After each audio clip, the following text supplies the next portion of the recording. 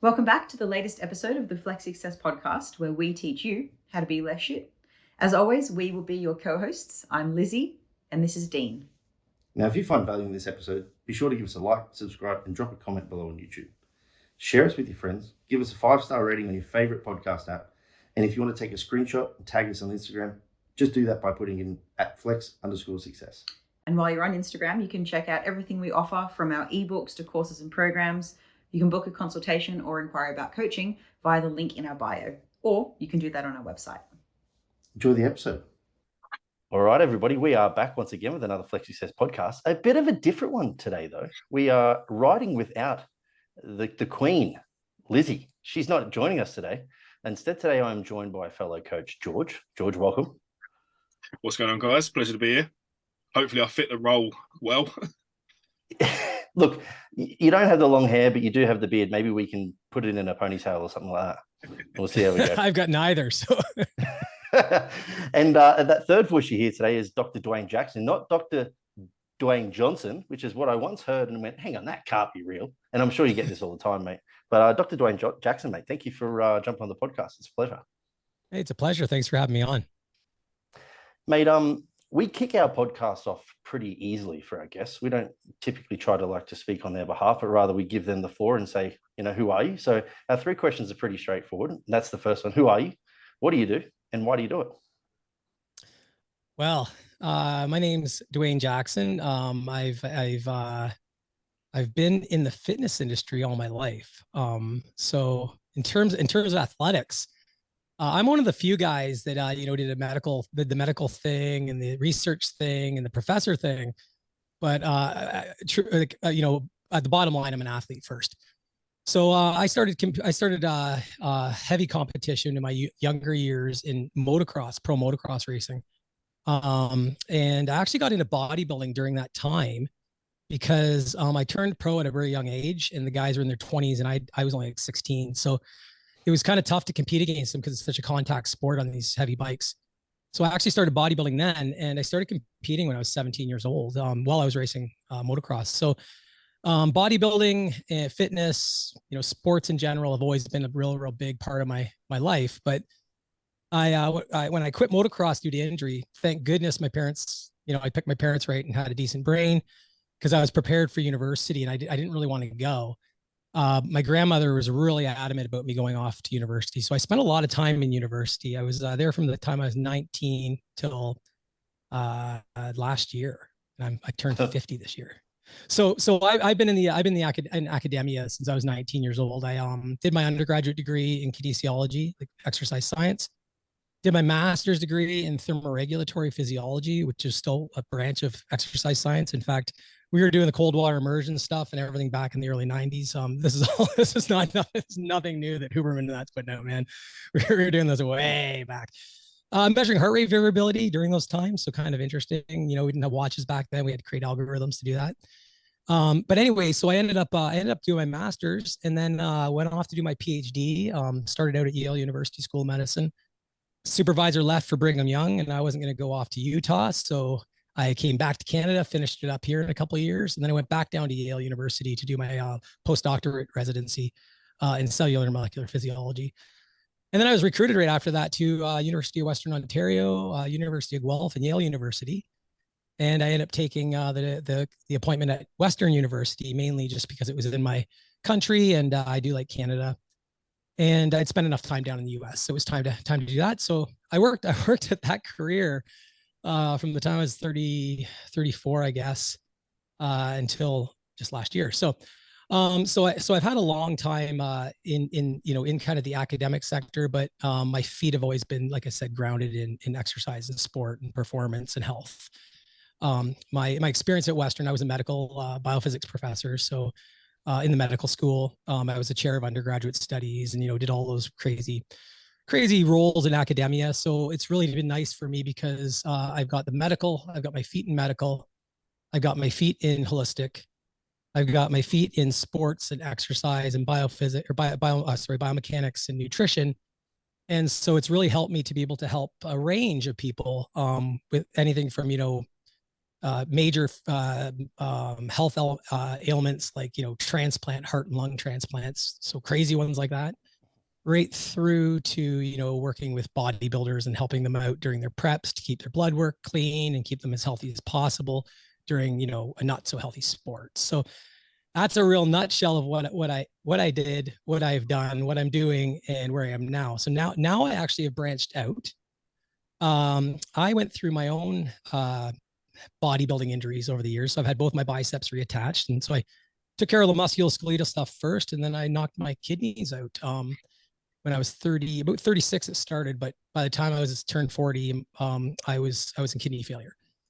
So I had a kidney transplant 2 years ago, and I haven't looked back, but I'll tell you, that was probably a really big turning point in what I wanted to do in my career. And that's why I actually left medicine and academia, even though I was fully funded, fully tenured, like had the cushy, 6-figure salary and all that stuff.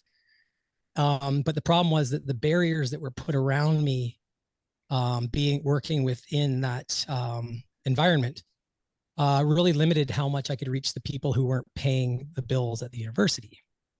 And the university had real problems with me helping people, educating them, doing the things that the university is paying me to do. So I decided to pack her up. My wife and I bought a nice place right on the Pacific. We've got a beach that you could swim to Japan if you had the balls to do it. And then I started just basically doing this stuff for the masses. So now I'm working on my own with my own platform and helping people from anywhere just losing weight right through to, getting prepared for, a cancer surgery, or maybe, chemotherapy and radiation therapy, or recovering from, such ailments. And that's it.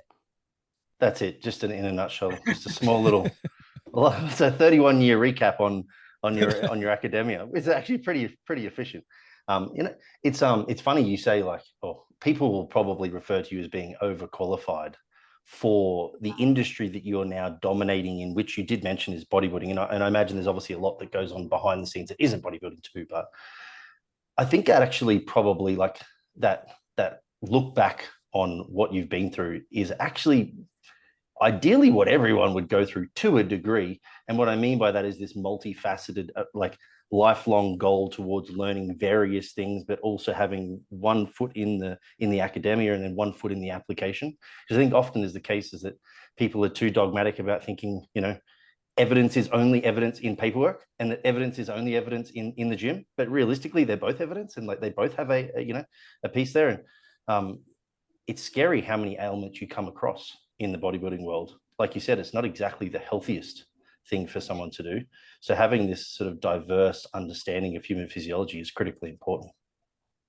Yeah, and thank you for that. It's it's people are starting to realize it now that although I'm a real science nerd, I believe in medicine. Obviously, I take handfuls of medicine every day to keep my transplant nice and healthy for anti-rejection. I designed drugs for most of my career in oncology. I was working with cancers and whatnot, so I do believe in pharmacology. But on the other side of the coin, there's a lot of people who don't trust the medical system now. Bodybuilders are an abundant fact of that, and that's mostly because of denial on one side, but then also the fact that physicians really don't, like, when physicians act like they don't want, when they just say like, well, if you do this, you're going to die and I'm not taking your blood, it's because they literally don't understand it. And I know this because I trained physicians for 16 years. And so if it's out of their scope, they'll just basically poo-poo the behavior. But a lot of people don't realize that bodybuilding has been a savior for a lot of men and a lot of women. Number one, this is their place they go, and it's their darkest times, and it helps them a lot. So when they get told that this is getting taken away because of whatever health or whatever it is, it really becomes a big mental health problem for these folks, and then things just deteriorate from there. The other side though is that if your physician's not working with you and you're in denial, so you're not actually getting any sort of support, then you'll just push it so far in denial until you actually need major health care. So I'm a risk mitigator. Most of the athletes that I'm working with right now have pro careers, and this is actually what they get paid to do. So telling them, right now that, you got to quit is really, it's not a non-starter, but it's something that needs to be approached with a little gentler than just telling them, like you're sick and you got to quit. So like dealing with someone with an addiction, for example, you have to work on it slowly to get them healthy. And then once you get them healthy and they realize how healthy they can be, then you can start working toward the directions of where we go with the sport. But the problem right now is literally that the medical community is not even opening the door to help out people in any strength power sport in general, just because they don't understand it. Yeah, so there's an element of fear there of not wanting to go beyond their scope of practice, I imagine. But like you said, probably the fear of the unknown. Like nobody. Well, it is. It's not even in the scope of practice, right? Because like most of the things that guys are doing has been, kind of passed down from anecdotal knowledge that, it works, that definitely works. Like, the anecdotes work, but if you're not in the underground bodybuilding scene, it's really even like they'll have, a lot of physicians would have difficulty understanding why you take what you take. So in terms of the actual PED use, I'm very well versed in it. I don't, that's not something that I design protocols for anybody for, or any of those kind of things, but I've competed for 20 years, 25, 30 years. So I've got lots of experience in those areas. And the part that really helps the guys out is that I've had injury. I've had the bicep tears and had them reinserted, so I can relate. My right arm doesn't turn, it doesn't supinate anymore because the bones grew together during my last bicep surgery. I've got the transplant on board, so guys can relate. They know that I'm actually not just this guy coming into their world, acting like I know what I'm talking about and haven't, walked a foot in their shoes. In fact, I've walked, decades before they even got into their shoes. So it helps a lot. Do you find that challenging in that, like, your knowledge shouldn't be discredited by your lack of experience in the specific domain that you're talking about, like an injury, or are you okay with it? I'll preface it while you have a sip, in that when I first started out, I've done an exercise science degree similar to yourself, and I used to play soccer. I was 75 kilos wringing wet, and I was going to a rugby league team to do strength and conditioning as my practitioner hours. And I went, there's no way in fucking hell that 100 kilo bodybuilders, footballers are going to be listening to skinny 75 kilo D. I had the same knowledge, but I knew that my appearance didn't quite match what was going on behind in my brain, right? So I actually ended up quitting soccer at the time and just put it all into weight gain. And when I got there, the things that I got commented on the most was my size, which then for some reason obviously validated my opinions. Do you find that frustrating, or is it just part and parcel, you think, of the industry we're in? Well, it's, there's a lot of guys that are, they're putting in the mileage, that aren't putting in the knowledge. And so I like to think the person who's got the biggest balance of both is going to, be the best coach. But at the same time, there are tons of amazing coaches in all facets of athletics that, may have been mediocre to shoddy to even not even know how to play a sport. But, it does help a lot in our sport, especially when it comes to, like, strength and bodybuilding, to at least, have a bit of experience in the field, mainly because it's really a completely different thing. So if you'd have been a fitness person coming into the bodybuilding realm, for sure, like if you're a weight trainer, but if you're a soccer player, say, coming into the bodybuilding realm, it might take some time to actually get used to, how these guys tick. Because I think the biggest thing in bodybuilding, since that's kind of the main topic today, is that bodybuilders think differently. They don't think team. They don't think 20 years from now. They don't, and this is generalizing, obviously, but they enjoy regimented, militant style living. They don't mind eating the same thing every day for a year. So these are all really difficult things for the average coach to wrap their head around. And so one of the things I've brought into bodybuilding that's really interesting is, the way we eat. And that's something that I've changed a lot in it, because it hasn't changed much since the 90s. Yet we know a lot more about gut health, brain health, the interactions between those and everything else, inflammation, that we didn't know back in the 90s. So, there needs to be some updates on that end. That's for sure. But in terms of the generally speaking, having experience in bodybuilding is probably a good thing, because especially if you're coaching it, because it's kind of one of those things you got to feel. I think even from like a psychology perspective, having walked in the bodybuilder shoes in from your past efforts competing, you've kind of got that background of trust in these athletes. Now they know that you've not only got the talk, you've also walked the walk outside of just training it yourself. You've actually competed and you've been through that whole process. You understand the mental and emotional struggles that these kind of evidence-based coaches who haven't applied that practical application to themselves might not have the experience and understanding of, and will be quite hard to then comprehend. So again, it builds like an essence of trust even in the initial conversation there. Absolutely, yeah, and that's kind of, you kind of need that trust in this field, especially because there's just so many things that pop up in a bodybuilder's life, that you want to make sure that you've at least got some sort of experience handling. That's for sure.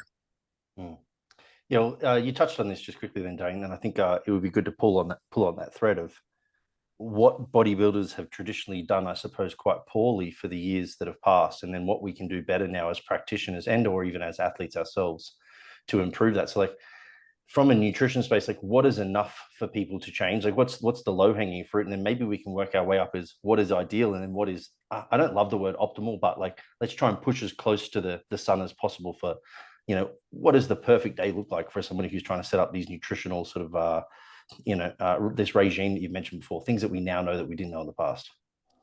Yeah. So, and if you've watched any of my other podcasts and whatnot, I'm a real big proponent of, so I won't give you a typical day, but I'll tell you what's actually missing in 99.9% of the diets that come to me. So the one thing that we definitely missed out on, and it's kind of been it's actually worse than it was in the 90s, is getting in enough vegetable matter, getting in enough fiber, which comes with the vegetable matter, and focusing on at least some micronutrition and high quality fats. And this is what I see, commonly, and it works, right? If you eat a very low fat diet, so rice and chicken, 3 or 4 meals a day, and then a bowl of oatmeal with some protein powder, and some almond milk for a post-workout shake. That's kind of the common thread that we see. In the odd time, you're going to see, some broccoli in there and maybe some asparagus or something. But the protein thing we have down pat. So everybody keeps on still talking about protein and how important it is and everything else. And I understand that for the general population because they undereat it. But for the most part, bodybuilders way overeat protein anyway. So we don't even have to even talk about that, because even now, and I'm only 200 pounds now, and I used to be 260 lean. It's funny because even now I think about my protein intake every day. It's always something, it doesn't matter. Like my meals are going to get 50 grams of protein no matter what I do, So the fats and the fibers and the micronutrients from vegetables and berries and these kind of things, that's what we need to plug in. The actual fiber and berries and whatnot have little to no calories anyway. To get the right amount, you're going to eat an extra 200 calories a day, maybe. So right off the bat, like who cares, right? And then the fats on the other side become another whole other gamut that need to be plugged in. And we've been finding, we're getting up to 100 and some odd grams of fats in some of our big bodybuilders, and they just respond so much better to the diet. Their energy levels are much better, and they respond better to their PEDs. So because their inflammation's lower and all these other things, and we'll get into that later. But the point is that if we start interjecting with, high levels of fibers, berries, and vegetables in our diets, then our micronutrition gets under control. And then that's when we can have, our inflammation going down. We're going to have gut health, being on point or much better on point than it was before. And then we can assimilate nutrients better. So then when we're pushing 5,000 calories, we can actually assimilate it instead of shitting out a solid zucchini when we're done. All these things start coming together, but it's met with a lot of resistance at the beginning because most guys' gut health is so poor when we start that it gives them IBS symptoms and they start having all these issues. So there's a kind of a process to it that you can't just say, okay, let's just start throwing 150 grams of veg in every meal and 42 grams of fiber throughout the day, because you'll have your athletes, shitting their pants on the leg press kind of thing. And maybe you could talk to what happens there, because most individuals, like you said, and I still experience this even in my cohort of athletes, not the ones that are on board now, but the ones that do come to me. is an inability to digest and assimilate vegetables of large quantities because of those down regulatory systems that kick in when you remove these fibers. So maybe we could unpick that. Like, why is fiber not the problem when it causes you to bloat, at least initially? Yeah. So what happens, generally speaking, and so we'll use the bodybuilder diet just to make it easy, is that, there's a lot of, like I said, simple carb, like, like rice, stuff that's very easily digestible, turns into glucose real quickly, no fiber, pretty much nothing for micronutrition, and then chicken. So that's your typical one, right? And then they'll have a couple of stems of broccoli, say, just to cover that category, and everything goes well. If you do that over time, you can see the variety in those meals is very, very low. And by variety, that's why, the old adage, eat the rainbow, is there. It's not some like flighty thing to say. In fact, eating the rainbow simply means that when you look at your plate and it's got a bunch of colors, you're eating a whole pile of phytonutrients that are also great for gut health. So when we get the fiber in there, so when we start eating these elimination diets, right? So we've eliminated a lot of the colorful vegetables and whatnot. Then our microbiota, the bacteria that colonize our large intestine, they become less diverse also by default, because we're not feeding them the foods that make them diverse. So first of all, so the first thing that happens, even whether or not we're getting any probiotic whatsoever in our diet anyway, is that whatever was good as commensal bacteria, as we eliminate things and make it less variety, then those bacterium become more alike, to make it easy. So we have less diversity in the bacteria that's in there.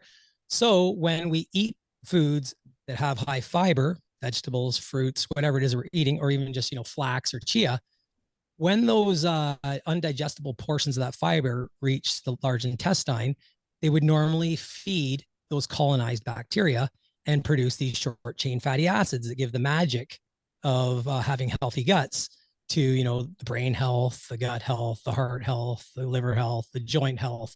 All those things start to work together. Problem is that when we don't have all the bacteria there to deal with the fiber, it becomes a bulk in the system. It then causes, distension and all these issues, especially if we have leaky gut, because we've now expanded that large intestine with all this fiber.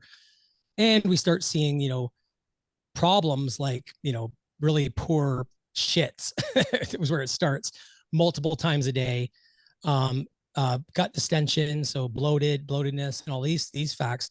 And these are all things that are generally blamed on the poison of eating fiber and eating grains and eating, right? So it is, and it's funny because I get this from guys who come to me from carnivore diets all the time. They'll say like, man, I have a salad, that stuff's poison.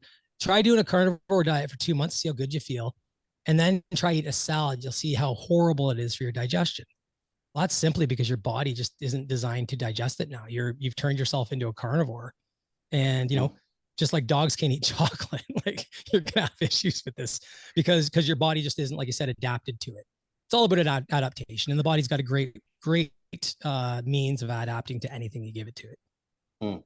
Yeah, I find it interesting that people are so willing to poo-poo, to use that terminology in this current conversation, specific ailments like bloating as a negative because they haven't eaten these vegetables in a while. Yet if you took the same individual and removed caffeine for 4 weeks and then gave them the same they used 6 weeks ago and they felt absolutely dog shit, they'd be like, fucking caffeine's amazing. Like there's this huge disconnect between like what is a performance enhancer and what is apparently terrible for us. Well, it's funny because, people associate, like I'm a big pusher of flax and chia. And it's funny because so many people think it's like some hippie approach and this kind of thing. They'll say to me, oh, like, what do you want me to make these like, yogurt bowls and all this stuff? I'm like, yeah, that's actually what I do. Because the point is the stuff that we've decided is crappy stuff for bodybuilding actually is awesome for our guts. So, eating good probiotic yogurts, like high quality yogurts, eating kimchi and sauerkrauts that are, unpasteurized with lots of bacteria in them. Eat those with fiber. And if you design the diet properly and get the person, start low FODMAP with them and get them into vegetables and berries first and start getting their guts turned around, all of a sudden now when you're going into a bulk and you're pushing 5,000-6,000 calories, they'll be like, I can't believe it. I eat eat this 2,000 calorie meal or 1,500 calorie meal and I'm hungry still. And that's simply because they're assimilating the food. So this is what we did with, I don't know if you know Antoine Vaillant or not, but that's exactly what I did with Antoine. And that guy's eating like, 50, 60 grams of fiber a day, 100 and some odd grams of really high quality polyunsaturated fatty acids a day. I would say, honestly, little to no saturated fats. It's really interesting. He really likes the fish and chicken. Is not big on the beef. So again, great for the cardiovascular health and everything else. I love beef, by the way. But his blood work just gets better and better and better. And the best part is, we don't have to use as many PEDs. The concentrations and dosing are just like, they're laughable. And but that's because I clean him out. Like right now, he's clean since Olympia, and we don't touch anything until I see his blood work normal. And that's like, for a lot of guys, that's not even like a thing. Like normal blood work could just be like, well, I'm a pro bodybuilder, so I'm always going to have dyslipidemia. I'm always going to have, high CRP levels. I'm going to be, swollen and inflamed all my life. But that's not the way it should have to be. So, we know that androgens, when we drive them up, that they cause inflammation. This is well known. It's no coincidence that, all the guys that come to me with, they've been, pushing, cruising and blasting for years, have big gut health issues that coincide with mental health issues. So, there's lots of reasons why, like you said, with the caffeine one, like there's lots of reasons why you would take this approach and try it, because it's just going to make your, things work better with less. Do you find a fear in so an individual, again, like they typically are eating a lot of food yet digesting it relatively poorly? You hear of similar language of to like, I'm full in between meals as well, where you're essentially just assuming that the food is sitting there as opposed to not being put through. And I mean, we may sit here and laugh at that. It's like, yeah, well, there's no insoluble fiber in the diet to actually regulate motility. But what sort of, do you get much pushback from the top guys now? Or are you at the stage where you're getting people when they're at their wit's end and they're kind of like, I'm all in, doc, like help me out, I'll do whatever you say? Because that is one common thing I think I hear a lot of, is like, if I'm eating 5,000 calories and I'm full, how do I eat 5,000 calories and add in plant matter? Right. That's an awesome question. So yes, to the fact that I end up getting guys that have gone so far that they're either, they've had a heart attack or like something's happened where it's like, I need you. Some guys are reluctant to change things. So I had one, I'm not going to name him, but I had one pro athlete that I actually was helping for health, and I pulled him from Olympia. And he finally decided to pull out. So there's not everybody wants to follow what I have to say. I warned that athlete in September that if we didn't do these, few countermeasures, that he wouldn't make it to the stage, or at least he wouldn't be healthy when he made it to the stage. So it's there is reluctance, but guys get to me, at the point when they're basically their careers are pretty much crumbling, to be honest. I have a lot of young bodybuilders. So there's a cohort of younger guys that are actually watching all these guys drop dead from my years, and the guys that are in their 40s and late 40s and stuff. So they're actually paying attention, and there's a lot of young bodybuilders that do work with me, and so I'm grateful to actually be able to help these guys not make themselves sick. But for the most part, yeah, the guys that come to me are pretty much want to work with me because they need the help. Where I see the problem is, once we start getting things turned around, the check-ins with blood pressure start to go away. The blood work starts to not quite happen as often as we'd like it. Like there's some athletes that I'm getting blood work every month.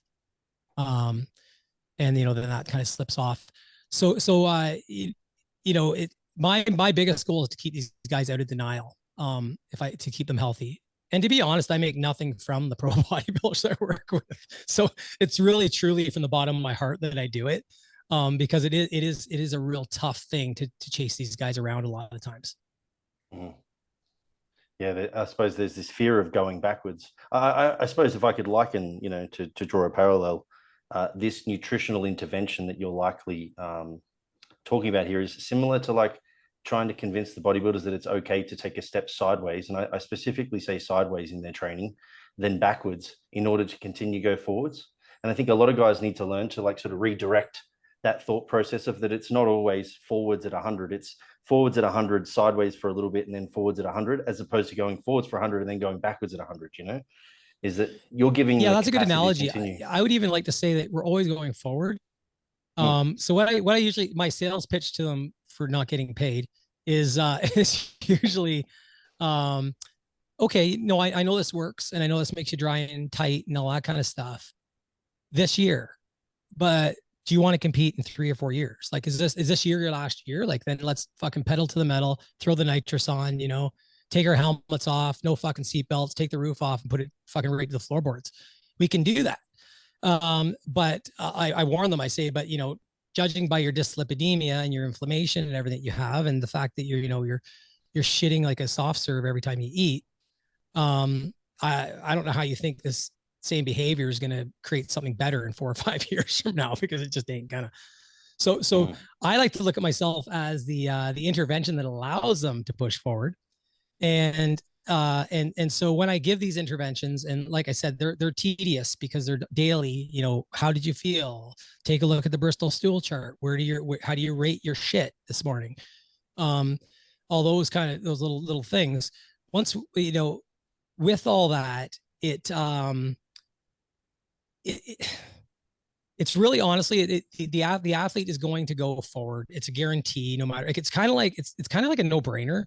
Like, it's how my parents convinced me that I was supposed to eat when I was younger, and then we just kind of lost that from like 1980s. All the sweeteners and everything came out, and everybody started drinking pop, and all that shit happened.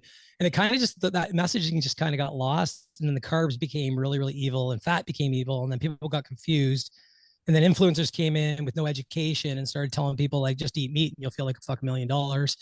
And which you know, people do when they have dysbiosis, because they get rid of the things that cause problems. And so I think now it's just a matter of like, I know it's going to work. Like, if someone's not eating vegetables and not eating any fiber, and their polyunsaturated fats are minuscule, they're going to feel better. Like, it's just it's not even hard. So and the best part is trying to get them not to take that left turn at Albuquerque, you know, while you're in the process of fixing things. And this has happened numerous times to me. You know, guys just kind of drift after a while because they're just, like you said, they feel like they're not going on that 45-degree trajectory, you know, in a perfect positive direction. So for me, really, it's at the end of the day, you know, these guys are going to feel better. They're going to train harder, less inflammation, be able to push calories, which is the big one.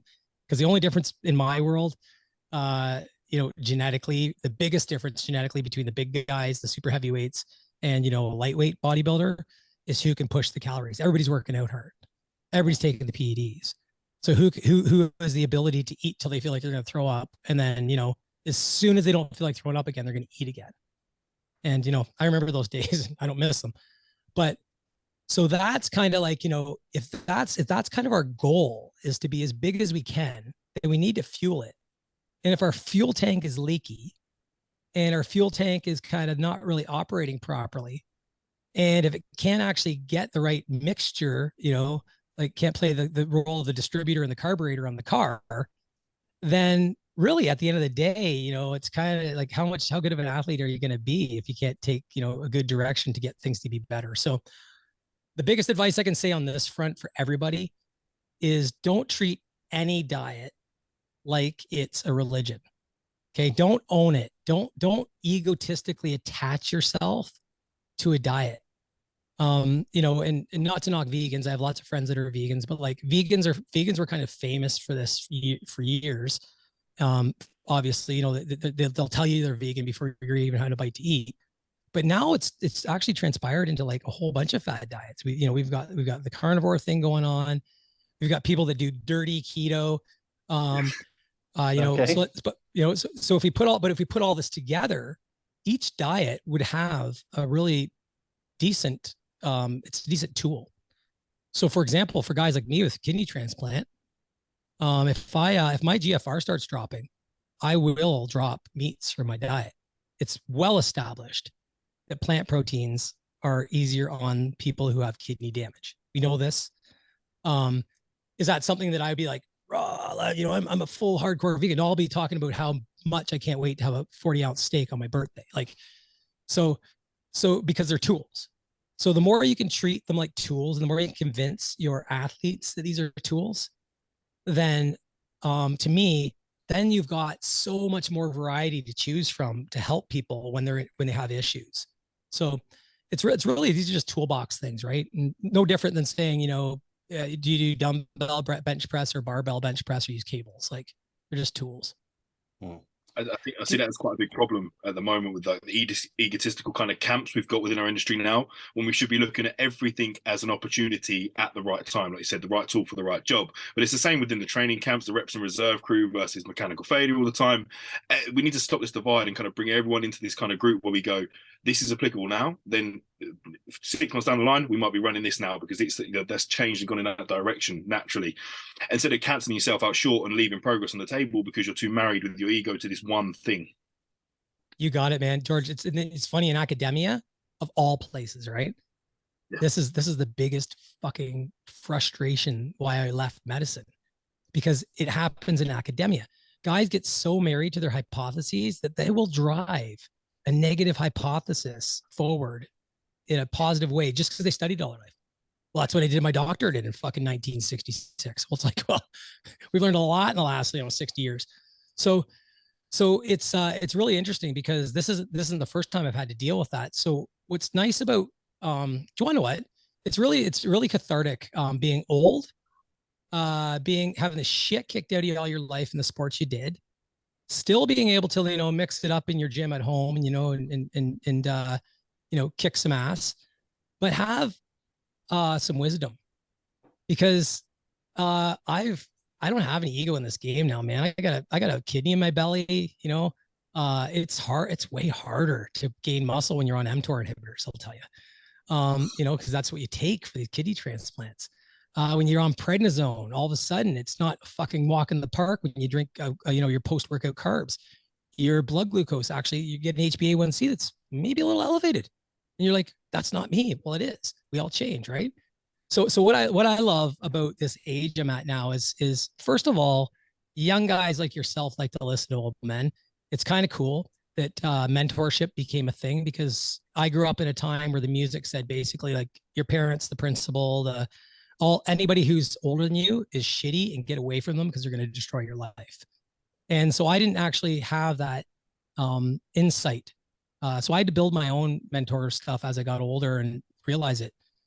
This is the age right here where you can actually give out information without any, you've done it all. You've done all the mistakes. You've done everything. And this is the age where you just give out the information. If someone doesn't want to take it, then you almost just feel sorry for them, because I don't have any, dogma that I attach myself to. I have lots of people on ketogenic diets. I have lots of people that bodybuild on 2 meals a day, 2 massive, like 2,000, 2,500 calorie meals a day. Why? Because that's what their lifestyle allows for them. And so it's interesting, because you no longer take this approach that, like, if you're not eating 7 meals a day, then you're just you'll never ever build anything. It's not like that. You don't have to get up in the morning every morning and fucking stare at the sun for half an hour, jump in a cold tub for another hour and a half, get really good and cold, and then go for a jog in your bare feet. Like, all these things are just icing on the cake, right? And and they're all dogmatic icing. Like, they're dogma, but they're also tools. So for me, it's like, hey man, if you can get out and get some sun in your eyes in the morning and go for a walk, perfect, right? But it's not so much as like, if you don't do it, you might as well not fucking do anything. And that's where the biggest part of the toolbox does not come in for me, is I've dropped all the ego on anything. It's kind of like, here's what I know. Here's what I know anecdotally. Here's what I know from the education I've had. And here's what I know from the current literature. And I kind of triangulate that in a way that it fits for the client. That's the coach's job, mate. Yep. This is where, you'll have, I've had clients say this to myself. I know a coach of mine in the past, a coach of George's currently, and a friend of ours as well, Joe Jeffrey, has even had this before. He had 2 clients come together and they asked each other what they were doing, and they were like, it's not the same. And he's like, well, yes, it is. Like 90% of it's the same, but the reason why your 10% is here and your 10% is there is because you are individuals, and having the capacity as a coach to pick from that toolbox is exactly what a coach is. And that's the difference, I think. So it's nice to hear that you experience fairly similar things. Yeah. And I see it, it's so refreshing to see, to talk to guys like yourselves that, follow these approaches. And it's neat because I really only get on the podcasts with people that actually have these approaches. Like generally people don't combat me with it on it, because it's part of the same kind of ideology, I guess, and the same, it's kind of like your tribe. The beautiful thing about this tribe, these kind of thoughts are that we can pull from, diet over here and say like, this woman or this man who's dealing with, severe, they need to lose 150 pounds. They're definitely dyslipidemic. So they've got, high triglycerides, low HDL, high LDL, and their blood glucose is through the roof. They're a very good candidate for a 70% fat ketogenic diet. They're an excellent candidate for intermittent fasting. And just because I'm, do bodybuilding coaching as well as health coaching, I don't let that pervade into one or the other. I don't say to myself, well, they should be eating 300 grams of protein and doing all this things. Like, absolutely. But here's the problem. We've got a blood glucose disorder. And since I haven't married any of these aspects, I can actually pull from, keto and say, here we go. Here's a tool. And it works really, really well because, as you guys would know very well, if you don't have that flexibility, you become like the keto coach. Like, I don't understand why people do that. I'm the carnivore coach. It's like, wow, you just pigeonholed yourself into a group of people that, like, yeah, it's so small, right? So, and they will leave eventually. Yeah, and I think the other difference too is that you understand that you're not necessarily removing carbohydrates because they are a problem, but they're just something that momentarily needs to be manipulated, right? 100%. Yeah, and it's funny because my any client that I actually put on a ketogenic diet, I just keep on watching blood glucose and their reactions to their meals, and then we do these little tests. We'll do like a refeed where I hit them with a 1,000-calorie pancake diet, like a 1,000-calorie pancake meal. Sorry, and I'll tell them to eat it a certain period of time, take the blood glucose before and after, and we just do a massive glycemic load and see how long it takes for the blood glucose to come down. And we can get them sensitive again within a very short period of time with some, movement, fasting, and ketogenic stuff. But the carbs come back in very, very, swiftly once we know that we have glucose regulation again, because it's just, again, kind of like you have your tools. It's really nice when you can start with a mixed diet. Like, I like starting with like a 33% across the board, because then you can tweak your fat and carbohydrate intake to get it so it's fits for the best metabolically for that person. And so it's the best thing ever to get to that 33% thing and have them regulating things perfectly normal. Because you can plug and play and test. Exactly. Yep. You've mentioned bloods a couple of times, so maybe we could even pull on that thread a little bit too. What are some of the most common things you are seeing in the sort of bodybuilding or fitness community where people are coming to you with particular issues that seem to be the commonalities?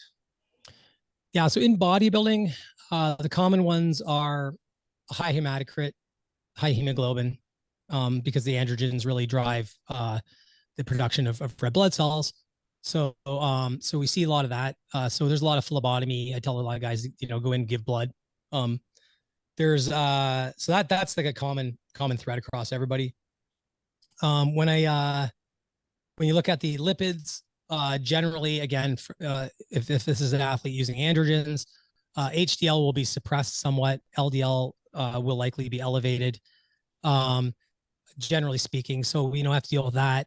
In terms of carbohydrate control, it's hit and miss. Some guys are are hyperglycemic. Other guys are relatively normal.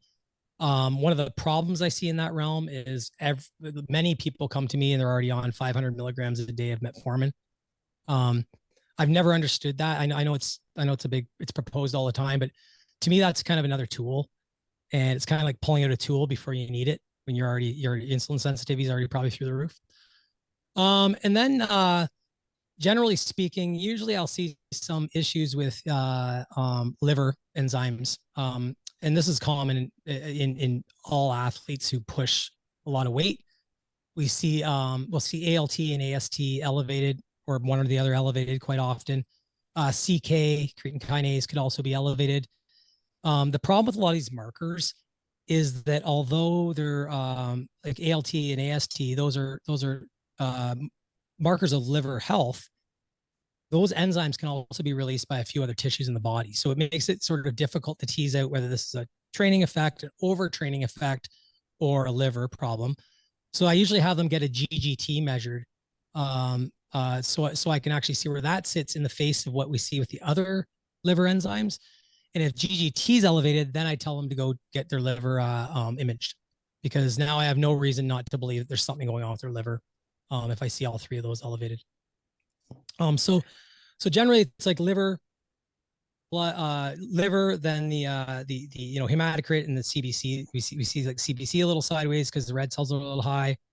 And then the other one that I see a lot is the kidneys, and the kidneys are the ones that are I saved it for last because honestly, that's the showstopper. At the end of the day, as your kidneys are just a battery. We lose 1% of function per year in healthy cases.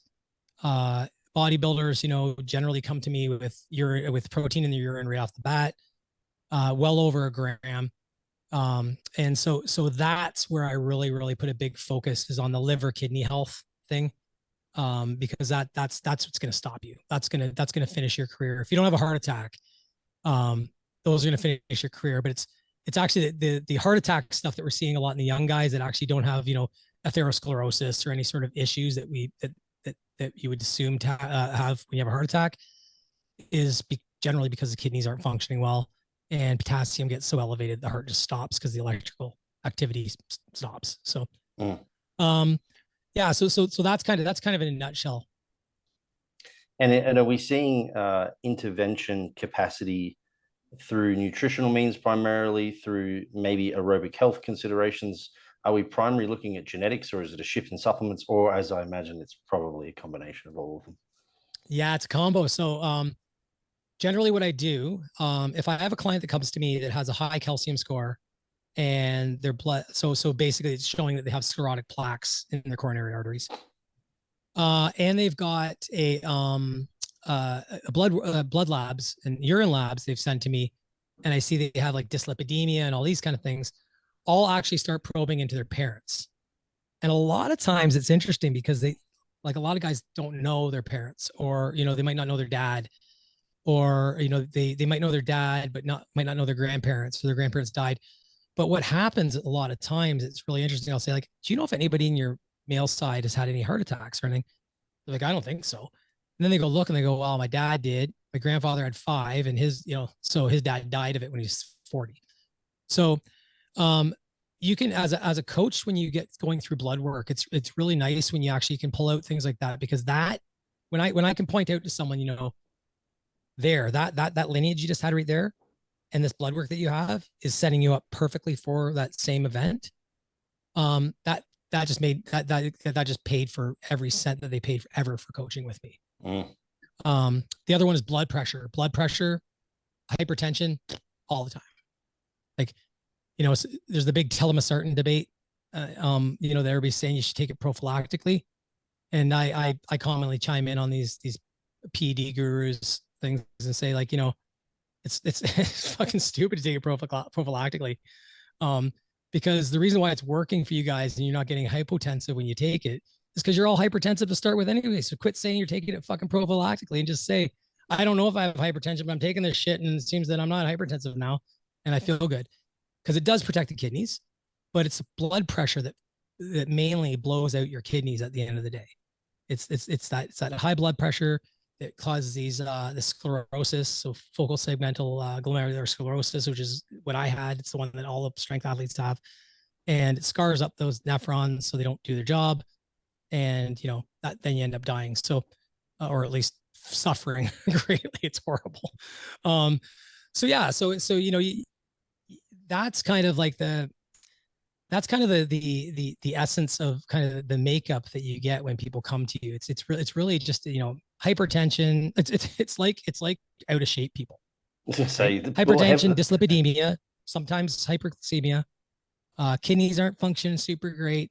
Liver's not super happy, and then things just get worse from there if we don't take care of them.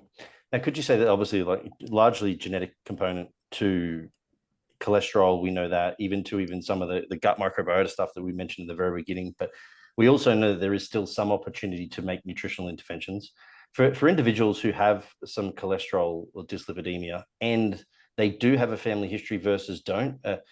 Is it more so the case with the family history, you're going to have less of an opportunity to make that intervention nutritionally and see a drastic change, or is it less so the case for them and then more so the case for the individuals that don't?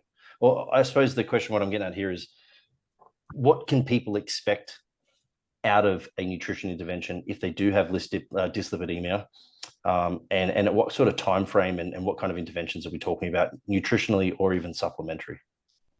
Thanks. Yeah. So So in terms of like genetic versus non, genetic and non, we need to get both of them in check anyway. The genetic side, we may have more trouble getting things perfectly in range, but we'll definitely be able to get that cholesterol to HDL ratio in check. So in other words, we'll be able to bring HDL up enough that even though total cholesterol might be high, it divides out in that ratio so that the ratio is under 5 and you're in a healthy lipid profile.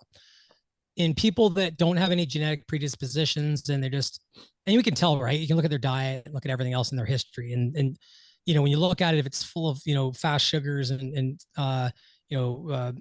really, really bad fats, trans fats and these kind of things, then you can pretty much guess that within, 6 weeks, get them another blood test and you'll already have changed things in the right direction. Won't be perfect yet, but you'll have changed them. Same with gut health. It takes me about 6 weeks to get someone from pretty severe IBS to feeling like, okay, I'm done. I don't need to work with you anymore. And that's pretty simple with some savvy supplementation, some thoughtful diet manipulation. And then, at the end of the day, you have to keep on top for 6 weeks. Generally, they're ready to kind of move along by that point within 6 weeks. I have a couple celebrity guys that I just worked with that dealt with gas all their life, and now it's like they're doing perfectly, and it was 6 weeks. So, you're one of those classic cases of like, fuck, I wish I did something sooner. Right. Funny side story of this: I went to Thailand, as most Australians have in their life, and I got messed up, diarrhea, you name it, like most Australians and travelers to Thailand do as well, right? And then because I'm my own worst enemy, I remember returning to Sydney after having that issue, having ongoing gut issues. And I was like, oh, maybe it's this. So I'd, food eliminate that. Then I'd food eliminate this. And then it'd be good for 3 days. And then I'd be back to diarrhea. And I'm like, fuck, it took me like 4 or 5 weeks of trying to self like fix this. Went to the doctor and he's like, do you have a temperature? I'm like, I'm always hot. Do you have appetite issues? I'm like, it doesn't matter. I eat when I'm full. Like I eat to numbers. Like, all of the things that people would typically pay attention to, I'm not. Turns out I had typhoid fever for like 6 weeks. Jesus Christ. And he's just like, what the fuck is wrong with you, mate? You had salmonella poisoning. How did you not come in sooner? I was like, well, here we are. Isn't that funny? But literally, I did that with Norwalk disease a couple of times, and Norwalk virus, and it didn't work out so well. I was so mad though. I remember the second day on the medication, I was like, fuck, I feel amazing. If right. only I'd have done this a month ago. Suffered out for like almost 2 months. Absolutely nothing. I built no resilience. If anything, I just built nervousness around going to the toilet. Right. Exactly. And it's fun. It's funny because when we talk about gut health and everything too, all those little insults we do to ourselves, like we have to actually like get back on track, especially if we had to take antibiotics and everything else for whatever it is that we've dealt with. We can't expect our gut health to be back to where it was as soon as we're over it. We have to rebuild things.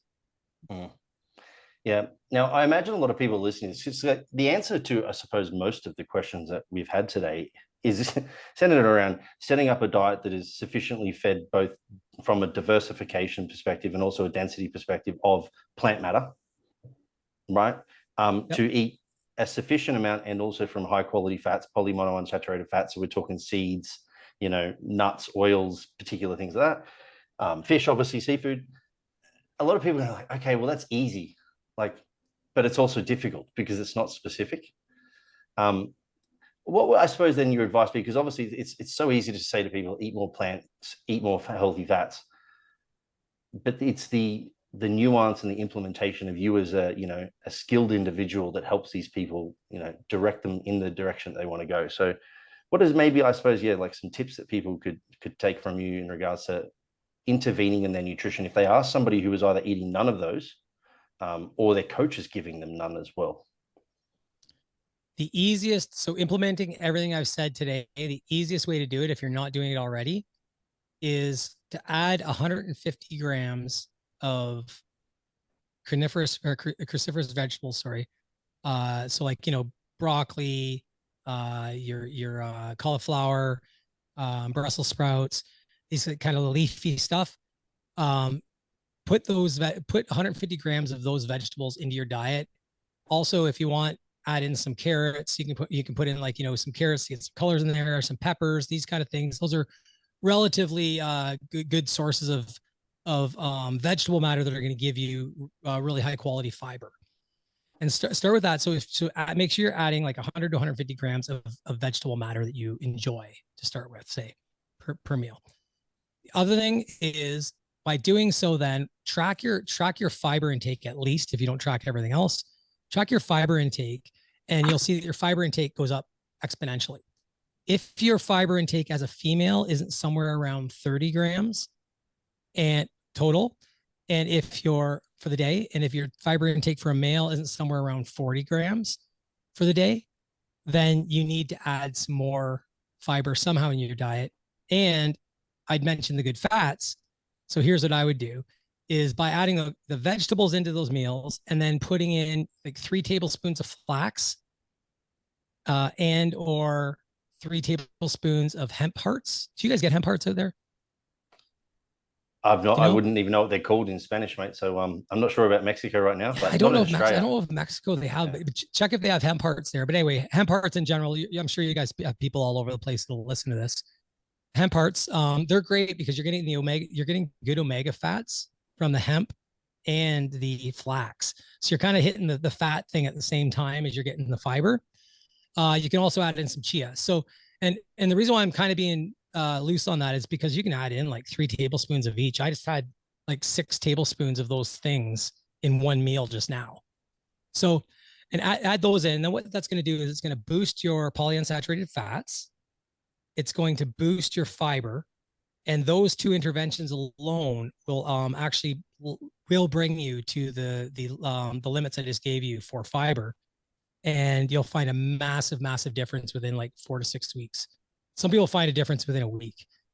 And that's the biggest applicable thing I could say is to get those in, those kind of macronutrients that are full of micronutrition, so that you can actually boost things up. And that's all. And it's really just an injection to put it in. Really easy. Don't overthink it. Don't be measuring it too much. Just make sure you're getting enough of it. Yeah. And for the people that are like, yeah, but why do I need to eat fruits and vegetables and these things? I don't understand, Doc. Like, I feel fine. Like you said, the forecast of 15 years from now maybe hasn't been considered. Would that be your answer? Not so much, because for the young folks, like 15 years from now, it doesn't exist. You know what I mean? Like, so if you're when you're in your 20s, thinking about being 40 is not like really something you're really thinking about so much. So basically what I tell them is, the best thing to do is, if you're interested in health, go on to Chronometer and then just log your food, and let's take a look at those macros. Let's look at the micronutrition, because we're so focused on macronutrition, we forget about micros. And what you'll see pretty quickly is how deficient you are in all kinds of areas. Calcium and iron will be probably 2 of them. You'll see magnesium be in the fucking tank. And then they'll say, well, I'll just take supplements. But to be honest, you take the supplement, and what's really interesting is you lose the fiber and stuff that comes with it. And so we've knocked, like, I'm a supplement formulator. Like, I formulate for HD Muscle right now. I've done it for 25 companies over the last 20 years. And so supplements have a place. And we've knocked fiber sources for a lot of the micronutrition, because we talk about phytates that stop them from being absorbed. But the problem is, when we take a vitamin on the other side of the coin, we don't get any of the fiber that comes with that food either. So, or phytonutrition, or all the extra stuff that comes with it. We're just getting that one vitamin or the multivitamin you're taking. So really, the best way to get someone who's kind of against it is just, log it and try. I mean, the first thing you have to do is assume that they're going to trust that Chronometer is not trying to screw them over. But right, because there could be a conspiracy theory against that. Maybe vegans own it or whatever. But the point is, you track it, and you'll see pretty quickly that you're going to be, nutrient deficient in a whole bunch of areas. Your B vitamins will be good if you're eating just meat, but But other than that, you're not going to be hitting most of your antioxidants. I'll tell you that. Yeah, and for anyone that's not familiar with chronometer or chronometer, depending on where you're from and how you pronounce it, the cool thing about it too is you hover your mouse over that, at least on the desktop, it will give you opportunities to see what foods are available that are high in the nutrients that you are devoid in. And would there be maybe like a couple on there that you typically though are going to see that people aren't going to get from food, maybe like a vitamin D that you would say, hey, these may be the 3 supplements that I think everybody who is maybe one just looking for general health could use, but also even maybe for PD users? Yeah. So vitamin D, I have every single one of my clients are taking it, and I have them do blood work regularly, and we're sitting usually in the middle to the high end of the range, no matter where they live. Vitamin D is a beauty because it's cheap, and anybody who's low vitamin D, which I get commonly low vitamin D from clients, the minute you get their vitamin D up, it's like a miracle for them for their mental health. Let alone like, it's great for muscle building and everything else. When it's low, testosterone is going to be, hampered. Inflammation is going to be hampered. All those things are going to have issues that they're going to feel. So vitamin D is definitely one for sure. Omega-3, I generally have people taking, somewhere around, depending on their diet, because some of them eat a lot of fish, but 1 to 3 grams of combined DHA EPA per day minimum. My bodybuilders with dyslipidemia, I take them up as high as 9 grams of DHA EPA per day. So, that's one that I would definitely recommend for everybody is a high quality omega-3 triglyceride form product. And like I said, getting around, usually for the average person, 3 grams of DHA EPA is more than enough. And then magnesium. Magnesium, zinc usually is low too, but magnesium is one that I commonly find that people are deficient in.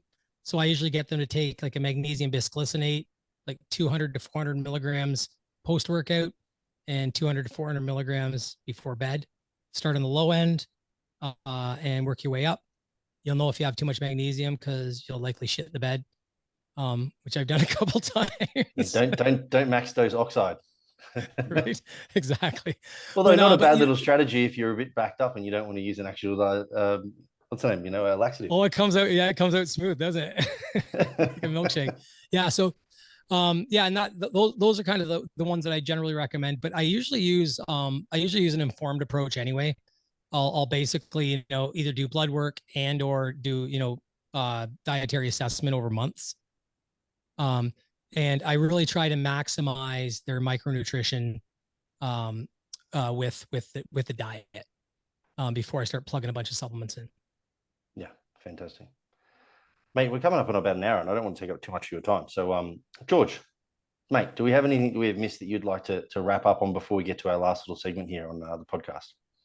I had a question, a bit of a personal one for you, Dr. Jackson. Looking at your transition from the kidney injury, kidney disease, the transplant, and your kind of transition away from your own personal bodybuilding and how you found what I would only kind of consider to be a loss of identity at that time, and how you kind of transitioned from one to the other, how you coped. I'd assume work was probably quite a good driving force for you, still having some input into bodybuilding via that doorway into the industry, I guess. But I'd be keen to hear how you kind of managed and went through that.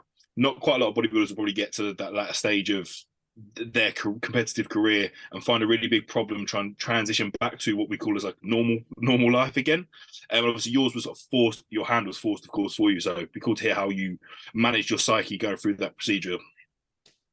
Yeah, thanks, George. That's actually a really good question. I'd have to tell you, I'm not through it yet. When I quit racing motocross, that was my first, like that was a fucking massive hit, man. Like it killed me. I went through the typical, like, pro athlete depression, started partying, never partied in my life because I started racing when I was 12 or 13 years old. It really, really affected me. So I knew this one was a little easier because it wasn't like, coming off my bike at 80 miles an hour and getting so banged up that they said like your knees are just fucked and you won't be able to race again. Well, this one was kind of transient because it started happening when I was in my mid 30s, like 34 maybe.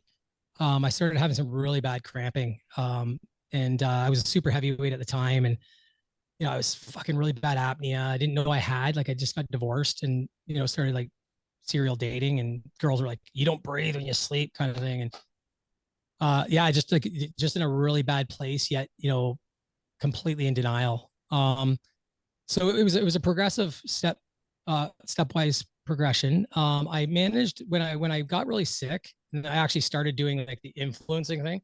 I actually started that when I got diagnosed with kidney disease, like in 2014. And my wife said, like, what the fuck are you doing? Like, and it was funny, but that, I think that's what I was doing. So what I did was I kind of said, and I've always done this. When someone says you can't do it, I always do it. And so I decided, fuck it, I'm going to lose 100 pounds. I'm going to take off 100 pounds of mass, to get myself so that my kidney, because basically the more mass you have, the more shit you produce, right? And your kidneys have to deal with it. So I said, okay, so I'm just going to take off a bunch of weight. And my nephrologist, who was a friend of mine who worked in the same department as me, was like, he's like, okay, I'll give you a month to show me you can lose like 15 pounds. Cause he said, we have to get you on dialysis. And of course I lost like 20 pounds the first month eating. Like, I just started making sandwiches. I made 1,500 calories with a sandwich and I just ate them. And basically it was neat because that's how I kind of gained control over this loss. And I got myself down to 170 pounds. And what was really interesting about it, George, is that my first bodybuilding show I was 154 pounds. I was completely clean, and I won the show.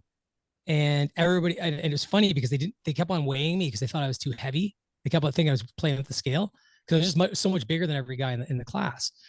And I said to my wife at the time when I was 170 pounds, I'm like, isn't this fucking ironic? You spend your whole life building this body, and I'm writing a book about it right now. And it's just, and you look at the area under the curve, right? So you got this curve where you're building your body. This is when I started, and it goes like this, and this is where I am now. I'd be the exact same weight now as I was when I was 17 years old standing on stage. So the whole thing, that area under the curve between that is all, and like, for lack of a better term, pussy cars, fucking, like, just, it was just a bunch of bullshit. Because at the end of the day, life made me back to what I started with. And so it's an ongoing thing for me now, because at that time I looked amazing. You know, we did photo shoots and everything. And, you know, a lot of the pictures you see now are me like, you know, right before my kidneys failed. When I got the transplant, it's been a real challenge.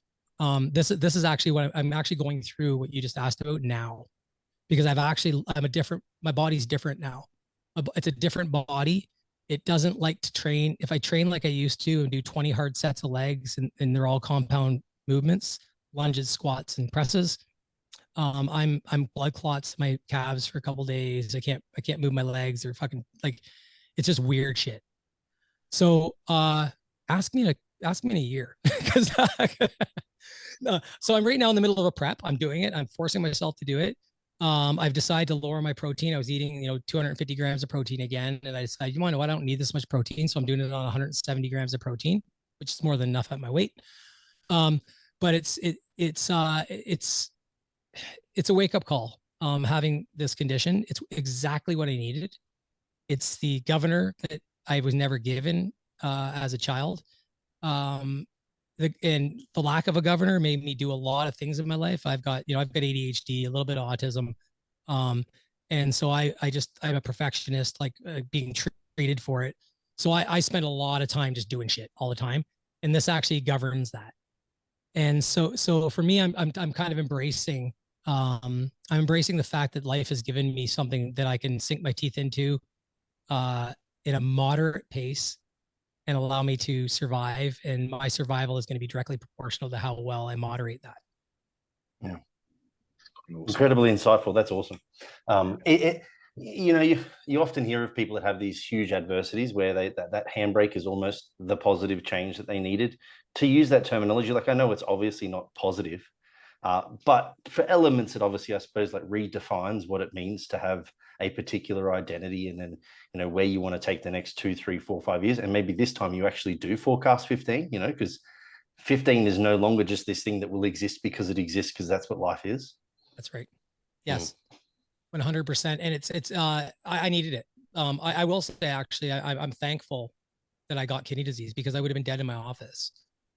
You know, I spent, the reason why I actually went into the hospital like to get checked was because my retinas were detaching while I was writing a grant. And I was in my office at the time. I went to my secretary. I said, listen, I can't see anything. All I can see is light. Can you walk me to the hospital? It was in the same building. And I was in a hypertensive crisis. I had a 210 over 120 or something like that. And we're talking about a guy that studies cardiovascular disease, for Christ's sake. You know what I mean? Like, unbelievable. It was a wake up call, man. I needed a massive baseball bat to the face, and I got it. And my daughter was born like within the week that I was fully diagnosed. And it was just like when my buddy, the nephrologist, looked at me, Dr. House, he looked at me, said, Dwayne, you understand the gravity of this situation, right? Like it fucking floored me. All my training just went through my head. I remember sitting in nephrology class, you know, when we're doing systems physiology, and looking at my buddy beside me and saying, well, that fucking kidney disease is one thing I'm never going to have, you know? And now you're sitting with the worst, like in my eyes, one of the worst things you can have. It's terrible. So, you know, I've been given a second chance. One of my roommates from university gave me a kidney. You know, him and I lived together back in like 2000 and like 1999. And, you know, I've been given this second lease on life. So I'm taking things as they go, but it's funny. I still pose in the mirror. I'll say to my wife, like, look, I feel like I'm looking bigger. And she just keeps on saying to me, like, why do you even care about this shit anymore? But you're right, George, it defines you, man. Like you do this all your freaking life. So yeah, keep watching my journey. We'll see where it goes. I think I was listening to a podcast the other day. The same thing as a couple of oldies. They're like, so when was the last time you did a front double bicep in the mirror? They're like, this morning.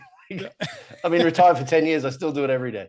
You know? Well, you want what's really neat about it too, the posing, by the way, on a kind of funny but physical point, is posing. So I used to watch the old guys pose, and you know, they look like it hurts. Like it's like, it looks like you're watching them pose. You're like, man, it looks like that guy's like in fucking pain.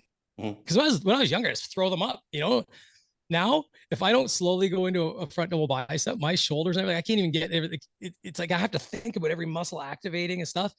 And I've said to my wife, you know, how important that is to be able to understand how to control your muscles. And you lose that when you're sitting in these chairs, you know, all day long and doing that kind of stuff. So, I mean, I'll always be posing. You know, I'll be that old guy in the old, you know, ripped up white wife beater in the gym. It's all dirty and the balls hanging out of the old shorts, you know, and stretching in the sauna with no clothes on. Yeah, that's going to be me. Yeah, you'd be the guy who's gotten changed in the change room, refuses to put his towel bag on while he gives advice to the young fella. Yeah, like, it's funny though, right? Because muscle? What's that? As I say, see this adductor muscle? That's right. But you know, it's funny because as I age and as, you know, like, I mean, obviously I can still throw it down with the guys and do the most musculars and look good, right? But as I age, I know that's going to go away. I'm in the prime years of sarcopenia, right? I'm not using any performance enhancing drugs anymore. And I'm on mTOR inhibitors. So, and I'm just aging, just naturally. It doesn't really fucking much matter. You will get old. Everybody will get old if you're lucky enough to live long enough. So I have so much respect for those old guys in the gym now that you see dragging their leg behind them. And you're like, why is that guy even in here? That fucker was probably 240 pounds and competing in the 1960s. You know what I mean? Like, you don't have and now he's come full circle. Doing. That's right. Right? Yeah. So exactly. Yeah. Mate, it's been a very insightful podcast. We have a couple of little fun bits for the end, as I think a lot of podcasts do. But the first one isn't so much fun, and that is our podcast title is basically how to be less shit, because we like to take a positive approach to education, as you can tell. So, Doc, what is your be less shit tip for individuals who are listening to this podcast, if you could give them one? To be less shit? Yeah. I would say to the bodybuilding folks, like, enjoy the journey, but remember that, like, it's a temporary journey. This is not something you're going to be doing all your life. And the longer you do it, you better be following a lot of the tips that we were talking about at the beginning of this talk, because that will make you a lot less shitty over time, in terms of health aspect anyway. And love your body. if you have a bad relationship with your body, like I always had a bad relationship. I had the shit kicked out of me for 3 years, in public school because I was fat. Love yourself, and work on that first if you're on this journey, because bodybuilding is also a great way to punish your body when you're mad at it. And sorry, it's bringing tears to my eyes, but don't be mad at your body. It's got to take you places that most people really don't even know where it's going to go. Like I never ever dreamed that I would have done as much school and sports and competing at such a high level and all that stuff. That never ever was it was always a dream. And I do wish that I pulled the throttle off a little bit, figuratively and literally. In motocross, if I had have taken more time to learn how to go fast, I probably would have had a longer career. I had a pretty good career, but it would have been longer. And I really loved that sport. It was a lot of time with my dad. And bodybuilding, it's hard now. Like it's hard when I take these handfuls of pills, and it's not easy. And it's a lot better if you take your foot off the gas and play middleweight, light heavyweight games than playing super heavyweight. Because the minute I started pushing my weight above 225, that's when all the shit started breaking down. So really my advice is just love your body. Like, and if you're doing something that your body, you're not saying I love you to it, then you better do everything else around that to make sure you're showing it how much you love it, because it has to take you places, and it might take you somewhere miraculous. It might even just save a school bus full of burning school bus with children in it. You don't know. So, maximize it. I think that last wrap up is perfect, mate, because when I asked you before of, for the people that are saying, I'm fine now, like, why should I eat more vegetables? That's it. And that's because if you aren't loving your body in that, a heavier person, a heavier dog, a heavier horse, a heavier any animal dies faster than a smaller one. So that if you're going to push the weight up, there has to be some means in there to try and mitigate the negatives that we know are associated with weight. So thanks for that, mate. Appreciate that. Thank you. Second last question is, we also always ask our guests for something worth sharing. Now, that can be a quote, a mantra that you live by, a piece of education that you think is going to benefit everyone. It can be absolutely anything, a podcast. Is there anything you think is something worth sharing for the listeners? Practice mindfulness. Every one of my athletes practices mindfulness. Did they do it when they started? They didn't. If you think that saying mindfulness sounds, non-manly, I guess, then practice breathing. And if you practice breathing and you can ace breathing, you can always find a place that's safe for you, no matter how stressful times get, no matter how bad things get. If you know how to sit down and breathe 10 times and focus on every breath and not be distracted, you have a superpower that a lot of people don't have that will get you through the most trying times. And I say that because, nowadays, that's one of the main things I work with a lot of people on. Their blood pressure is it's driven by anxiety and stress. And honestly, presence is the key. And if anybody laughs at that, they haven't tried it. Because I laughed at it. And it took me 10 years to even get to the point where I am now. And I still have trouble sometimes if I don't do it for a while, getting 3 breaths focused. Shows you how non-present we are. So that would be my advice as an old guy, is practice mindfulness.